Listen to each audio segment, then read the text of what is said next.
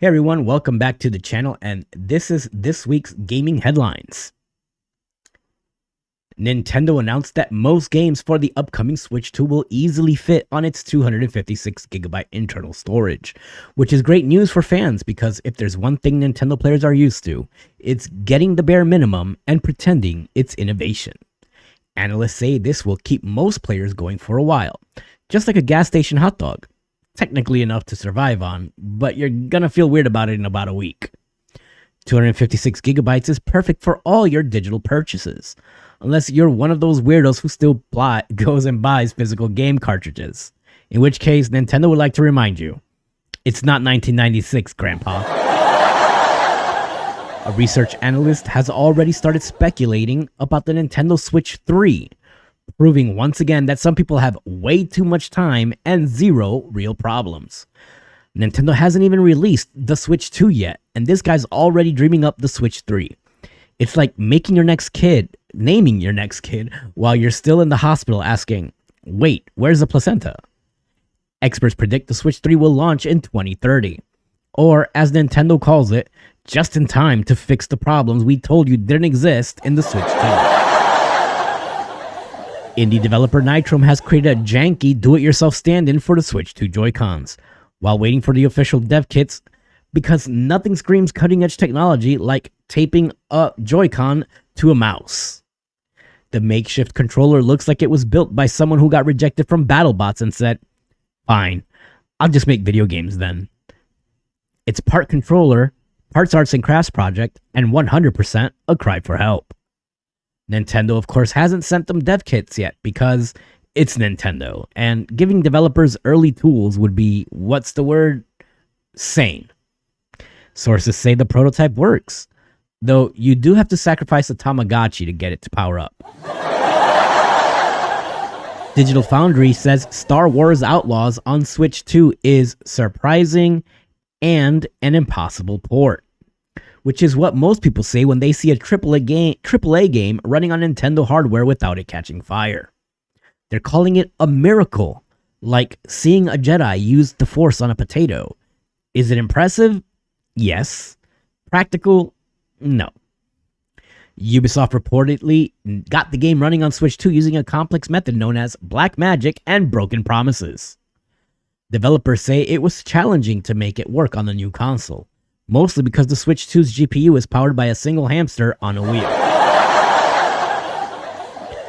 Digital Foundry is analyzing Mario Kart World for a possible 120 frames per second mode, because apparently, unless the game is running smoother than Doom on a calculator, it's not worth your time. These are the folks who pause frame by frame to complain that the shadows and Tears of the Kingdom don't have accurate soft fall off. Meanwhile, Link's out there fighting a god with a stick glued to a frying pan. They'll say Elden Ring is unplayable at 57 frames per second, but spent 15 minutes drooling over a pixel-perfect rock in Crysis Remastered. Bro, no one's looking at the rock. We're fighting dragons out here. To Digital Foundry, the real gameplay isn't the game. It's the frame pacing, the dynamic resolution scaling, and the number of times per second a tree can cast a shadow. At this point, they're basically speedrunners for disappointment. New record! Found the dropped frame in under 3 seconds. GG. And honestly, if Mario Kart World does hit 120 frames per second, Digital Foundry is going to be too busy pixel peeping the motion blur to notice that they just got obliterated by Baby Peach on a scooter. The devs behind Pal World says they're tired of people calling it Pokemon with guns, insisting it's more nuanced than that, which is rich coming from a game where you catch creatures in balls, give them cute names, and then teach them how to operate a mounted turret. Like, bro, you literally have a yellow rodent firing an AR-15. At least Pokemon had the decency to pretend it wasn't a war simulator. The devs are like, no, it's totally different. Yeah, and Google Slides isn't Microsoft's PowerPoint. Totally unique product. Got it. User Atomic Toaster Yo put it best. I get it.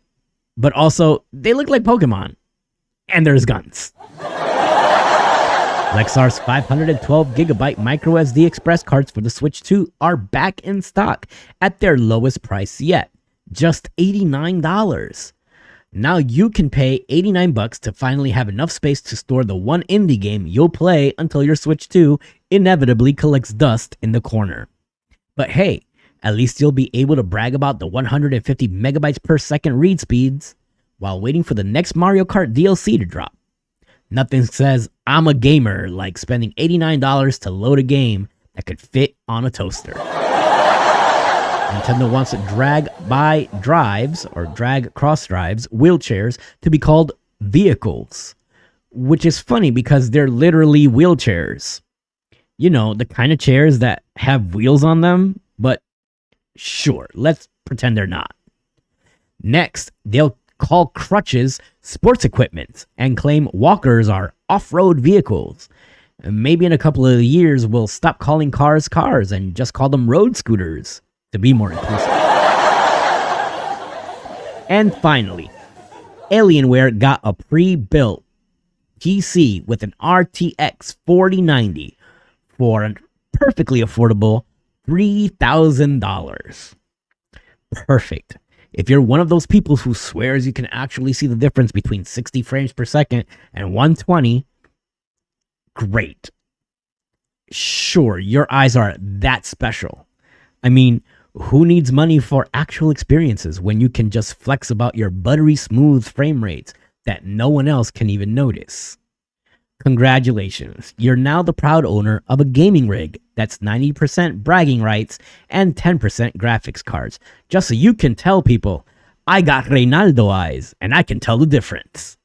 Anyway, those are our gaming headlines for the week. Catch us tomorrow or catch us here whenever. Every time we upload a video, hit that notify button, subscribe, leave a comment. Let me know what your favorite headline of the week was. And did I miss something? As always, want to thank you for joining us, and we will catch you guys in the next video.